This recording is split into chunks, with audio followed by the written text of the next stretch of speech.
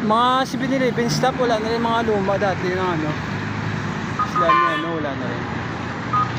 Wala na sila eh. Kaya sa harap ng total oh. Yan yung overpass. Tapos yan yung 7-Eleven. Yan yung second floor, yan.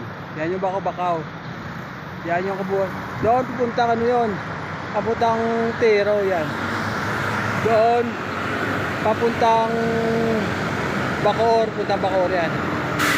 Wala na sila eh. Yan sa 7-Eleven oh. Yun oh. Wala yung mga ano, wala yung mga staff ng mga 7-Eleven na luma, wala na sila. Ano kaya gawin natin? Ito i-vlog na natin, no? Vlog natin yun na lang, vlog lang. Sinadvlog na yan. 7-Eleven yung bago, may bago mga staff ngayon din eh. Yung mga bago staff makita natin dyan, mga yan bago na staff yun dyan. Yun yung vlog po natin ngayon. Thank you so much. Mas